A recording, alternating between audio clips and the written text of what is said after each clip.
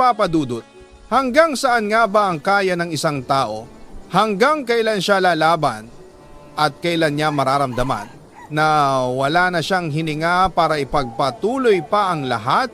Ako po si Marcelo, 46 na taong gulang, tubong Nueva Vizcaya, pero matagal na ngayong nakatira dito sa Maynila kasama ang aking asawa at ang nag-iisa naming anak. Bunso ako sa 6 na magkakapatid. Namatay na ang aking mga magulang bago pa ako makaabot ng kolehiyo. At dahil halos lahat ng kapatid ko noon ay may pamilya na, ako ang naiwan sa lumang bahay na kahoy na tanging alaala ng aking nanay at tatay. Nakatikim ako ng hirap ng maaga, Papa Dudut. Sa murang edad, ako ang nagbubungkal ng lupa, ako ang tumutulong sa tiyuhin kong magsaka. Ako ang nagbubuhat ng mga sako ng palay sa palengke at doon ko unang natutunan ang realidad. Kapag mahirap ka, kailangan mong bumangon. Kahit masakit ang paa, kahit mabigat ang katawan, kahit wala ka ng lakas. Nang nasa 2 taon na ako ng high school, napagdesisyonan kong lumuwas ng Maynila, hindi dahil may ambisyon akong maging mayaman, hindi dahil may pangarap akong marangyang buhay, kundi dahil wala nang natitirang dahilan upang manatili ako sa probinsya. Bitbit ko ang isang bag, isang lumang jacket at ang kaunting perang naipon ko mula sa pagkakargador. Tumira ako sa bahay ng isang malayong pinsan ng tatay ko, hindi dahil maluwag sila, kundi dahil nagbigay ako ng perang halos 1 taon kong ipon. Pero kahit ganon, ramdam ko na dagdag lamang ako sa kanilang hapagkainan. May mga salitang binitawan sila na hanggang ngayon ay parang lason na nakabaon sa isip ko. Dagdag gastos lang yan? Wala namang mararating yan. Paasa lang yan sa trabaho. At dahil doon, naghanap ako agad ng trabaho. Pero walang tumanggap sa akin, kulang sa pinag-aralan at kulang sa edad na hinahanap ng mga kumpanya. Hanggang isang araw, may nagbukas na pinto. Ang tiyuhin kong tsuper ng jeep ang nagsabi na may bakante raw na tagabuhat ng gulay sa palengke. Hindi man malaki ang kita, pero hindi na ako nagdalawang isip. Doon nagsimula ang taon-taon kong pakikipagbuno sa kahirapan, kahon dito, sako doon, pawis sa umaga, pawis sa hapon, at pagod na hindi na natatanggal. Pero sa gitna ng lahat, dahan-dahang nagiging matatag ang loob ko. Doon ko naunawaan ang sinasabi ng matatanda. Ang hirap ng buhay ang siyang nagtatayo sa isang tao. At sa paglipas ng mga araw na halos mabutas ang kamay ko sa bigat ng trabaho, hindi ko pa rin alam noon na ang palengke palang iyon, ang maingay, magulo, mabaho ay magiging lugar rin kung saan magsisimula ang pinakamahalagang kabanata ng buhay ko. Ang pagdating ng babaeng mamahalin ko hanggang sa huli kong hininga. Dear Papa Dudut, hindi ko inakalang sa gitna ng pawis, alikabok at mabibigat na sako ay may isang taong magpapagaan sa lahat, parang malamig na hangin sa katanghalian, parang tinig na kay lambing sa mundong puro sigawan at tarantahan. Si Leia, ang babaeng unang naghatid ng pananghalian sa pwesto namin, ay hindi ko makakalimutan noong unang araw na makita ko siya. Hindi siya katangkaran, morena ang balat at may mga matang parang laging may ngiting nakatago. Ang kilos niya ay maamo, ang boses niya ay may pilantik na parang kahit anong bigat ng mundo ay kaya niyang pagaanin. Hindi ako sanay na pinapansin. Sanay ako sa tingin na mababa, sa salitang matalim, sa paratang na wala raw patutunguhan. Pero si Leia, hindi niya ako tiningnan ng ganon. Habang iniaabot niya ang pananghalian ng araw na iyon, napansin kong hindi niya ako sinusuklian ng tingin na parang isa akong walang-wala at doon nagsimula ang kakaibang pakiramdam na noong unay hindi ko maipaliwanag. Sa mga sumunod na linggo, siya ang palaging nagdadala ng pagkain sa amin at bawat araw na dumaraan parang mas lalo ko siyang gustong makilala. Hindi ako marunong manligaw, hindi ako sanay makipag-usap sa babae, pero sinubukan ko. Nilakasan ko ang loob kong halos wala naman talaga at kinausap ko siya ng malumanay at magalang. At doon ko napatunayan, mabait talaga si Leia. Hindi niya ako tinalikuran, hindi niya ako sinungitan at higit sa lahat, hindi niya ako ginawang katatawanan. Dahan-dahan kaming nagkakakilala. Dinadalaw ko siya minsan sa bahay nila kapag wala akong pasok sa palengke. At kahit alam kong masungit ang lola niya at maraming ayaw sa mga tulad kong mababa lang ang trabaho, hindi ako umatras. Hindi dahil sa pagmamalaki, kundi dahil gusto kong patunayan na totoo ang intensyon ko. At matapos ang halos 1 taon ng panunuyo, sa wakas, naging kami. Papa Dudut, hindi ko alam kung ano ang nakita niya sa akin, isang kargador na walang pera, walang diploma at walang maipagmamalaki maliban sa pawising kamay na araw-araw ay kumakayod para mabuhay pero tinanggap niya ako buong buo. Nagtagal ang relasyon namin ng 4 na taon bago kami nagpasyang magpakasal. Simple lang ang kasal, isang maliit na handaan, walang engrandeng dekorasyon, walang bonggang regalo. Pero punong-puno ng saya. Sa araw na iyon, habang pinagmamasdan ko si Leia na naglalakad papunta sa akin, naramdaman ko na wala akong ibang pangarap kundi ang alagaan siya at bigyan ng buhay na mas maayos. Sa lahat ng inabot ko noon. Pero gaya ng sabi ng matatanda, kapag tumibok ang puso, hindi lang pag-ibig ang darating. Kasama rin ang sakripisyo, ang hirap, ang pasakit at ang mga pagsubok na magpapakilala kung sino ka talaga.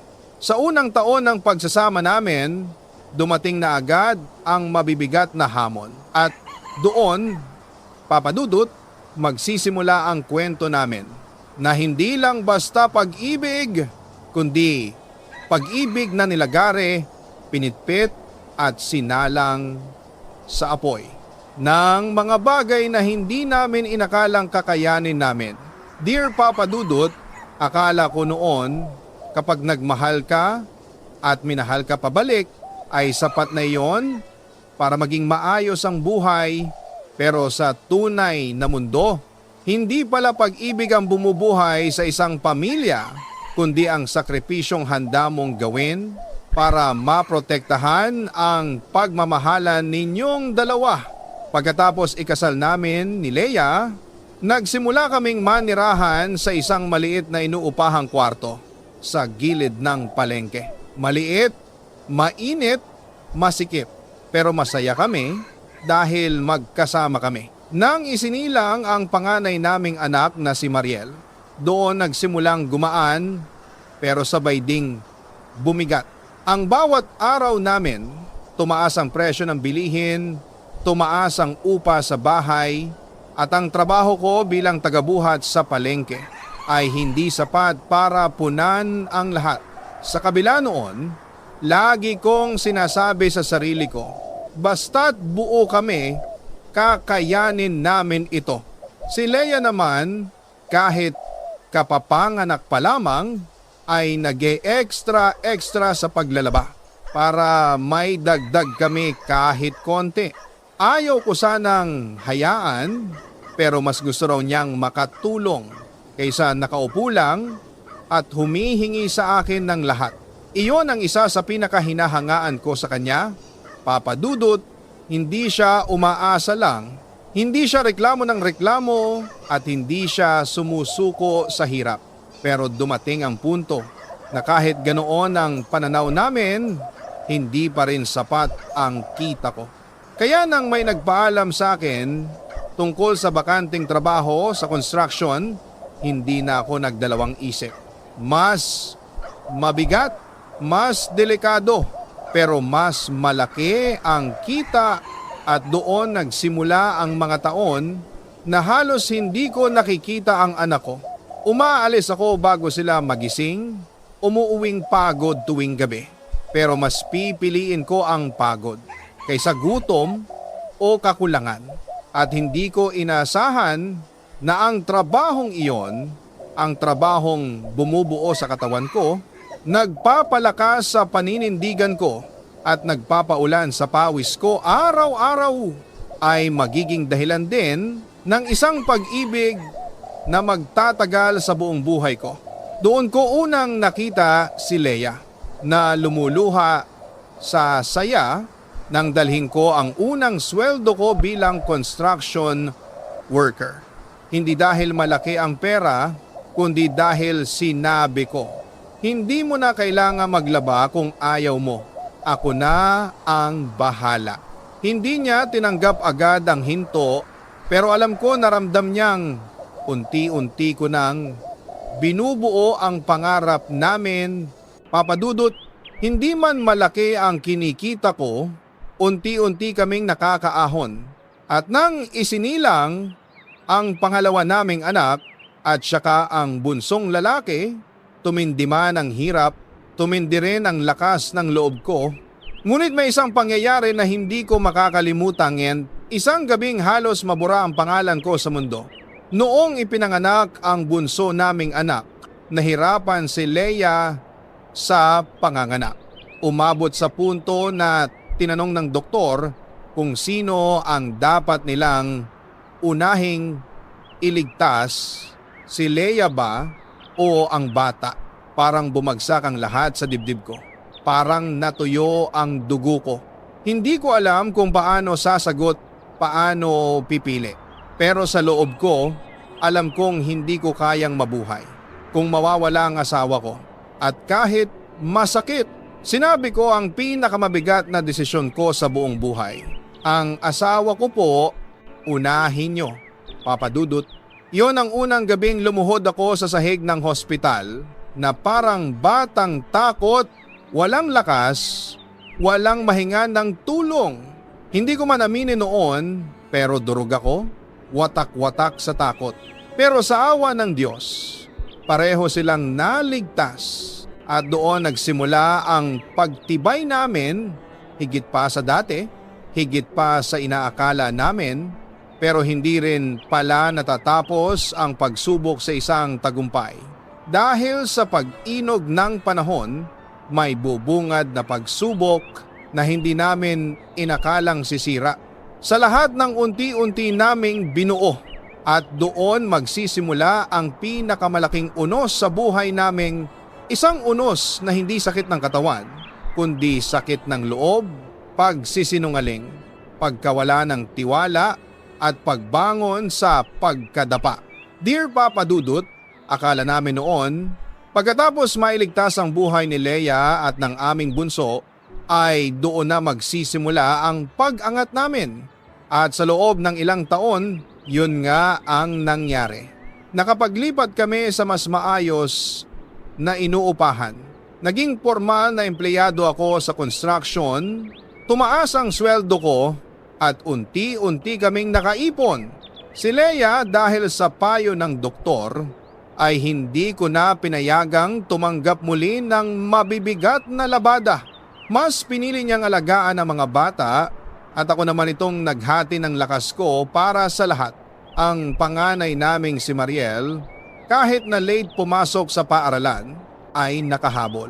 Matatapang ang mga anak ko, mana sa nanay nila, kaya kahit mahirap, nakakapagtaka kung paano kami nakangiti pa rin sa gitna ng pagod. At sa loob ng mga panahong iyon, nagkaroon ako ng panibagong pananaw sa buhay. Siguro naman hindi na kami gagalawin ng problema. Pero mali pala ako, Papa Dudut. Dahil kung kailan kampante na ako, kung kailan umaangat na kami, kung kailan ramdam ko ang katahimikan, doon pala bubulusok ang pinakamalalim na pagsubok. Isang umaga, pagdating ko sa site, tinawag ako ng boss namin sa opisina. Hindi ko alam kung bakit. Hindi ako sanay matawag, lalo na't wala naman akong nagagawang mali.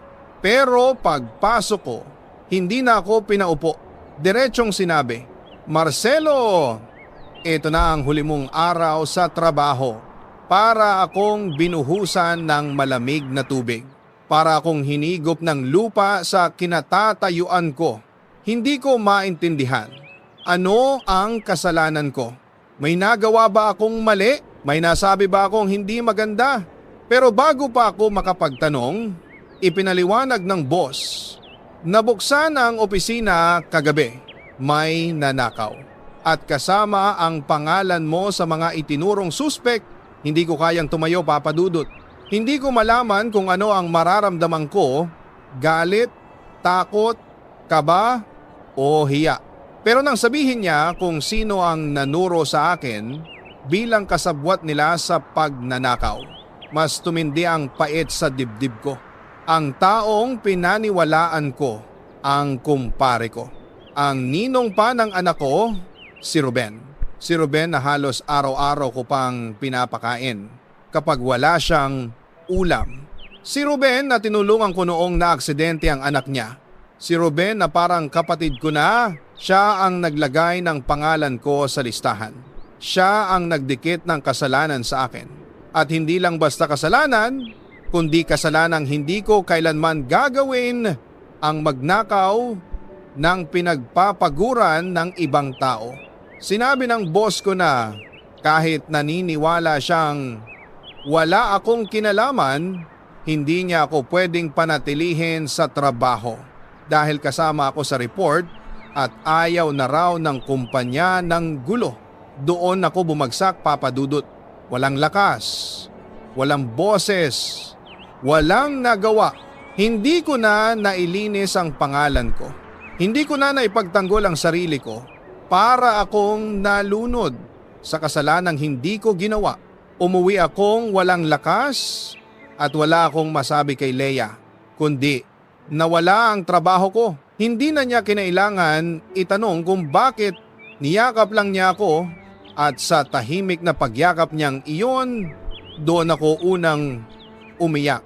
Bilang isang ama at asawa na hindi alam kung paano sisimulan ang bukas. At akala namin yun na ang pinakamabigat. Pero hindi pa pala, Papa Dudut, hindi pa. Dahil hindi pa man natutuyo ang sakit ng pagkawala ko ng trabaho, dumating naman ang pagsubok na halos buraing ang puso ko bilang ama. At doon nagsimula ang pinakamadilim naming taon, taong katatakutan kong alalahanin pero kailangan kong ikwento para maging aral sa lahat ng nakikinig.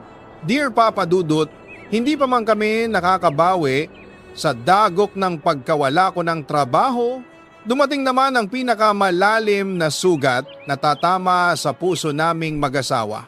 Isang gabi, habang nagluluto si Leia at si Mariel naman ay gumagawa ng assignment, napansin namin ang bunso naming si Lino na tila matamlay. Mainit ang katawan, maputla ang labi, hindi mapakali. Alam namin may kakaiba. Dinalagad namin siya sa health center pero sinabihan kaming dalhin siya sa mas malaking ospital dahil baka komplikado na. Papa Dudut, habang nasa biyahe kami, nasa kandungan ko si Lino. Ramdam ko ang init ng katawan niya na parang apoy. Ramdam ko rin ang paghina ng kanyang paghinga sa bawat segundo. At bago pa kami makarating, bago pa maipasok sa emergency room, wala na. Wala nang tibok, wala nang hinga, wala nang sigaw, wala nang ngiti. Namatay ang anak ko sa loob ng tricycle. habang yakap-yakap ko. Papa Dudut, yon ang sandaling parang biniyak ang kaluluwa ko. Umabot pa kami sa ospital pero huli na ang lahat. Sinabi ng doktor na komplikasyon ng mataas na lagnat, posibleng dengue o severe infection. Wala na raw silang nagawa at sa gabing iyon, bumagsak ang buong mundo namin. Hindi ko kayang tingnan ang asawa ko. Hindi ko kayang tingnan ang anak kong si Mariel na umiiyak sa gilid, walang maintindihan. Maliban sa isang bagay, wala na si Lino. Habang nakaupo ako sa sulok ng ospital, naiisip ko lamang ay kung may trabaho sana ako, kung may pera sana kami, kung naipagamot ko agad, kung mas naging mabilis ako, hindi sana namatay ang anak ko. Sinasakal ako ng konsensya ko. Paulit-ulit akong tinatanong ng utak ko, ano bang tatay ka? Ano bang silbi mo? Bakit mo sila pinabayaan? Hindi ko alam kung paano uuwi, kung paano haharapin ang bahay na may kulang na may puwang na hindi na muling mapupunan. Papa Dudut, yon ang gabi. Na unang beses kong gustong sumuko nang ilibing namin si Lino para kaming nilamon ng lupa, tahimik si Leia, tahimik ako, tahimik ang buong paligid. Walang salita ang sapat para ilarawan ang sakit.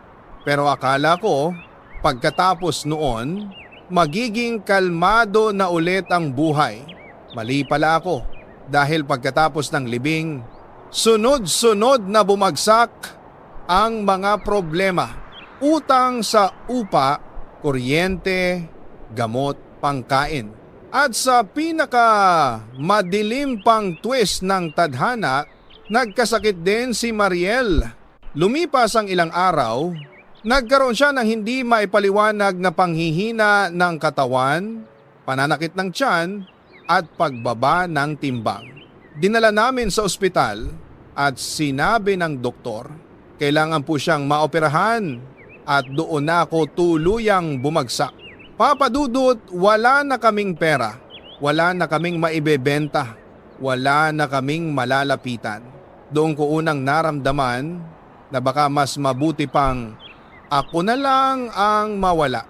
Ako na lang ang mawala para hindi na sila madamay sa hirap ko, para hindi na nila maramdaman ang bigat na ako mismo ang naglagay sa buhay nila. Sa sobrang bigat, nagalit ako sa Diyos. Nagtanong ako, hindi ko ikahihiya iyon. Bakit kami? Bakit paulit-ulit? Bakit sunod-sunod? Ano bang kasalanan ko? Noong gabing iyon na hindi ko kayang umuwi, lumabas ako ng ospital, pasuray-suray, walang direksyon, walang iniisip kundi isang bagay. Tapusin na lamang ang lahat.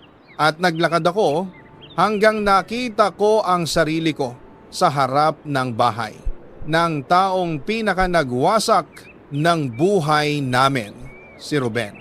Ang kumpare kong naglagay sa akin sa kasalanang hindi ko ginawa.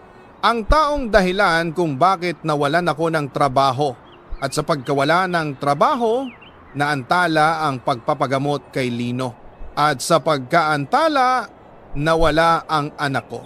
Papa Dudut, sa harap ng bahay niya, hawak ko ang patalim na napulot ko sa mesa niya noong huli kaming nag-inuman. At sa lakas ng sama ng loob ko, sa tindi ng galit ko at desperasyon ko, naisip kong tapusin ang buhay ng taong iyon. Pero hindi ko ginawa dahil sa gitna ng galit, sabay dumating ang takot, ang hiya, ang konsensya. At isang boses sa isip ko ang nagsabi, kapag ginawa mo ito, pamilya mo ang lalo pang masasaktan. Kaya bumagsak ako sa sahig, umiyak, nanginginig at umuwi dala ang patalim na kumakatawan sa pinakamadilim kong gabi.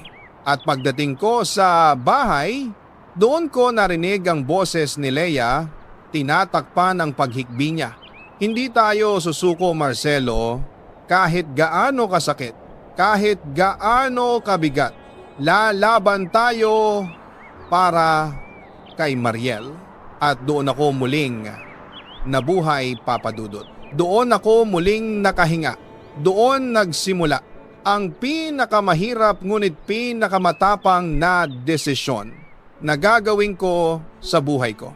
Dear Papa Dudut, kinabukasan ng pinakamadilim kong gabi, dinala ko sa ospital ang bagong buo kong lakas. Kahit pagod, kahit hindi pa tapos ang mga luha, kahit nanginginig pa rin ang mga kamay ko, sa alaala ng patalim na halos naging katapusan ko. At sa oras na iyon, para sa anak ko, para kay Mariel, kailangan kong lumaban. Pagpasok ko sa room niya, nakita ko ang asawa kong si Leia, magdamag na hindi natulog, nakahawak pa rin sa kamay ng aming anak na nakadextrose, maputla at halos hindi makagalaw. Tumabi ako sa kanila. Hinawakan ko ang balikat ni Leia at sinabi kong gagawa ako ng paraan. Wala pa akong plano noon pero buong puso kong binitiwan ang pangakong iyon. Pangakong ipinagdiinan ko sa sarili ko na tutuparin ko kahit mabali pa ang lahat ng buto ko. Habang lumalabas ako ng ospital, dala ko ang preskripsyon, dala ko ang listahan ng bayarin, dala ko rin ang presensiya ng takot na baka hindi namin kayanin, pero dala ko rin ang isang bagay, ang matinding pangangailangan na kumilos. At doon ako tumungo sa tanggapan ng munisipyo. Papa Dudut, hindi ako sanay humingi ng tulong. Sanay ako magbanat ng buto, magkargador, magpasan ng semento, magtiyaga sa init ng araw kaysa lumapit sa opisina ng gobyerno na para bang nagmamakaawa. Pero noong araw na yon, hinubaran ko ang sarili ko ng hiya. Pagdating ko sa munisipyo, nagpila ako. Mga 3 oras ang inantay ko. Habang nakaupo lang sa sementong bangko, umiikot ang utak ko sa katotohanang wala na kaming pera, wala na kaming utang na mapagkukunan, wala na kaming tabi-tabi na mabebenta. Pagkasunod ko na, pumasok ako sa maliit na opisina. Inilatag ko ang papeles. Mahaba ang paliwanag ko. Kinuwento ko mula pagkawala ng trabaho hanggang sa pagkamatay ni Lino hanggang sa pagkakasakit ngayon ni Mariel. Hindi ko na napansin na umiiyak na pala ako habang nagsasalita. Hindi ko rin inasahan na pati ang staff ay tila naantig sa kwento ko. At dahil papalapit na ang eleksyon, marahil may halong politika, pero sa araw na iyon, hindi ko iyon inintindi. May ibinigay silang tulong, hindi sapat para sa buong operasyon, pero sapat para makapagsimula. Pagkakuha ko ng perang iyon, halos manghina ako sa halo ng ginhawa at pangamba. Salamat po, yun lang ang nasabi ko. Pero sa dibdib ko, para akong huminga ulit. Matapos malunod ng napakatagal, pagbalik ko sa ospital, iniabot ko ang perang iyon kay Leia. Nagyakapan kami, walang salita. Pero doon nagsimula ang maliit na sinag ng pag-asa. Papa Dudut, sa mga araw na sumunod, may isa pang biyayang dumating na hindi ko makakalimutan. Habang nasa ospital kami, nilapitan kami ni Mrs. Francisco, ang nanay ng driver na nakabangga kay Mariel. Matagal ko siyang tinitigan, hindi ko alam kung ano ang sasabihin niya. Pero ang una niyang ginawa ay inilapat ang kamay niya sa balikat ko habang namumugto ang mata. At ang sabi niya, hindi ko hahayaang mawalan kayo ng anak.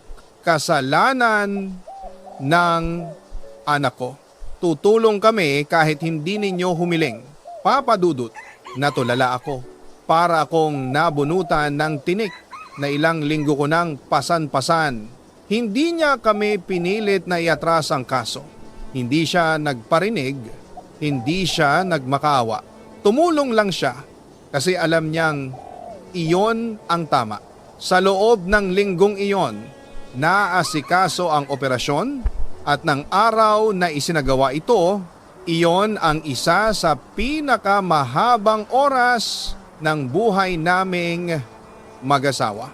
Nakahawak kami ni Leia sa isa't isa, mahigpit, tahimik, parehong inuubos ang lakas para hindi madehado ng takot. Nang lumabas ang doktor, malumanay siyang ngumiti at successful ang operasyon. Makakabangon si Mariel. Narinig ko iyon, pero para akong binuhusan ng liwanag, para akong binuhat pabalik sa buhay. Yumakap si Leia sa akin at doon ko naramdaman ang unang totoong pag-asa. Pagkatapos ng napakahabang gabi, Dear Papa Dudut, pagkatapos ng matagumpay na operasyon ni Mariel, para kaming unang beses ulit huminga.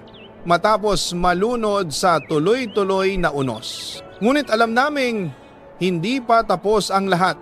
May kailangan pa kaming harapin ang lalaking nakabangga sa anak namin. Noong araw na pwede nang kausapin si Mariel, nandoon din si Mrs. Francisco. Humingi siya ng permiso kung maaari raw ba niyang dalhin ang anak niya para personal na humingi ng tawad. Papa Dudut, sa totoo lang, ayokong makita ang taong iyon. Ayokong makita ang mukha na nagdala ng matinding takot at sakit sa pamilya namin. Pero sabi ni Leia, kung gusto nating gumaan ang loob natin, kailangan nating harapin at tama siya. Kaya pumayag kami. Dumating ang anak ni Mrs. Francisco, si Renan, maputla, nanginginig, halatang hindi makatingin ng diretsyo. Sa harapan namin, lumuhod siya. Lumuhod talaga. Papa Dudut at humahagulhol na parang bata. Ako po ang may kasalanan, hindi ko po sinasadya. Natatakot lang po ako noon. Patawarin niyo po ako. Hawak niya ang ulo niya para bang gusto niyang ilamog ang sarili sa hiya at pagsisisi.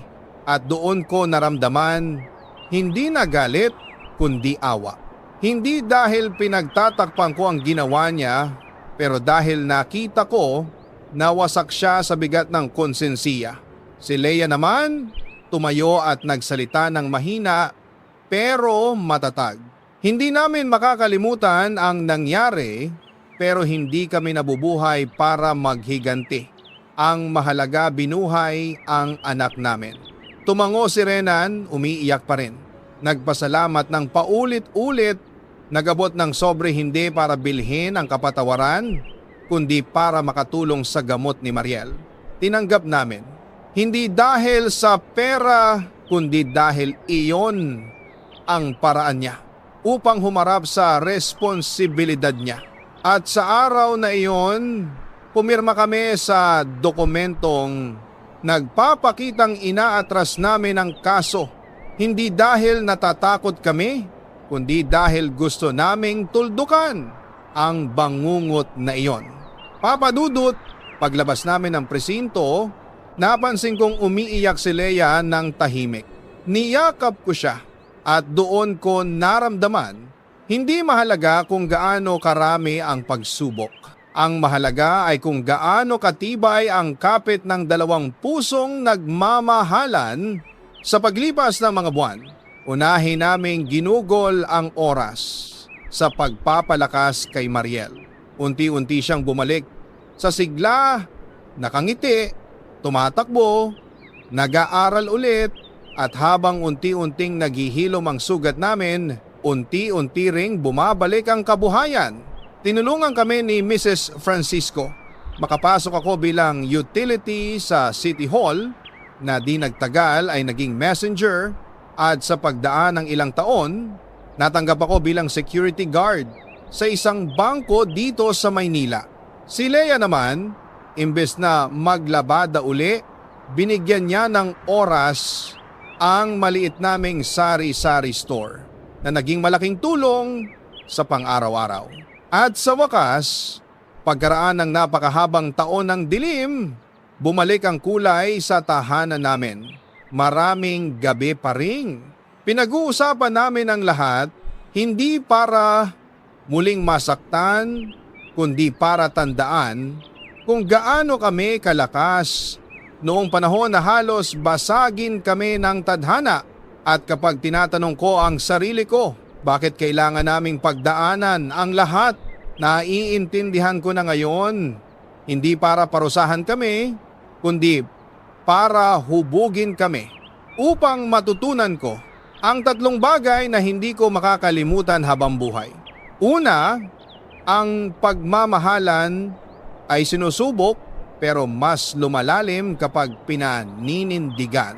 Pangalawa, ang pananampalataya ay lumalakas kapag wala ka ng ibang mahawakan kundi siya. Pangatlo, ang kapatawaran ang pinakamahirap pero ito rin ang pinakamalaking pagpapalaya. Papa Dudut, marami akong galit noon, marami akong bakit, marami akong gustong takasan. Pero ngayon, kapag nakikita ko si Leia sa tindahan, si Mariel sa eskwela at ako sa trabaho, napapangiti ako at nasasabing hindi pala kami iniwan, hindi na kami hinuli ng dilim, pinalakas lang kami nito. Dear Papa Dudut, ngayong sinusulat ko ang huling bahagi ng liham na ito, nakaupo ako sa harap ng munting tindahan namin. Tahimik ang gabi, bukas ang ilaw sa loob, at naririnig ko ang tawa ni Leia at Mariel habang nag-aayos ng paninda. Hindi ko na mabilang kung gaano karaming gabi ang pinatulog ko ng umiiyak. Gaano karaming araw ang kinain ng takot at pagkawasak ng loob ko. At gaano karaming beses akong tinanong ang Diyos kung bakit sunod-sunod niyang ibinagsak sa amin ang mabibigat na pagsubok. Pero ngayon, naiintindihan ko na, Papa Dudut. Hindi pala ako pinaparusahan. Hinuhubog lang pala ako. Hinuhubog ang puso kong madaling sumuko, ang isip kong madaling lamunin ng takot, ang loob kong madaling umurong. Hinuhubog ako para maging mas matatag na asawa, mas responsable na ama, mas tao na may malalim na pag-unawa sa kahulugan ng pag-asa, at higit sa lahat para kilalanin ko na hindi ko pala kayang harapin ang buhay na mag-isa lamang. Ngayon, 8 taon matapos ang unos, malakas na si Mariel, payapa si Leia, at ako'y may hanap buhay na tapat at marangal. May maliit kaming negosyong binabantayan. May bahaging masikip pa rin ang alaala, pero may puwang na rin para sa pasasalamat. At kung may natutunan man ako sa lahat ng pinagdaanan ko, ito iyon. Ang bigat ng pagsubok ay hindi sukatan ng panghihina ng tao, kundi sukatan ng kakayahan niyang tumindig muli. May mga gabing gugustuhin mong sumuko. May mga araw na pakiramdam mo hindi ka na makakahinga. May mga sandaling luluhod ka, hindi para magdasal, kundi dahil literal ka nang nadapa. Pero sa bandang huli, kapag hindi mo binitawan ang pamilya mo, kapag hindi mo tinanggap ang galit bilang tirahan, kapag naghanap ka pa rin ng liwanag, kahit nagdidilim ang buong paligid, darating ang araw na maiintindihan mo rin kung bakit mo kailangang dumaan sa lahat ng yon. Hindi agad, hindi madali, hindi komportable, pero darating. At doon mo mararamdaman kung gaano kalawak ang hiwaga ng Diyos, kung gaano niya kayang palitan ang luha ng kapayapaan, ang pagkawala ng biyaya, at ang pagdurog ng pagbangon. Papa Dudut, maraming salamat sa pagkakataong maibahagi ko ang kwento namin. Hindi man ito kwento ng romansa, pero ito ang kwento ng tunay na pagmamahalan ng pamilya na kahit paulit-ulit hampasin ng unos, ay natutong sumilong, yakapin ang isa't isa at maniwalang may bukas pa. Kung may nakikinig man ngayon na dumadaan sa hirap, sa kawalan sa bigat ng loob. Ito lang ang gusto kong sabihin. Hindi ka nag-iisa. Hindi ka masamang tao. At hindi pa katapusan. May araw na parang wala ng pag-asa, pero may araw ding gigising ka na may bagong lakas. May mga sugat na akala mo hindi na gagaling, pero marunong ang panahon maghilom. Lumaban ka, kapit ka, at maniwala ka dahil kung nalampasan ko, nalalampasan mo rin. Maraming salamat Papa Dudut sa pakikinig sa aking liham at sa pagbibigay ng tinig sa mga kwentong tulad namin. Ako si Marcelo, isang ama, asawa at taong minsang binalot ng dilim pero natutong bumalik sa liwanag.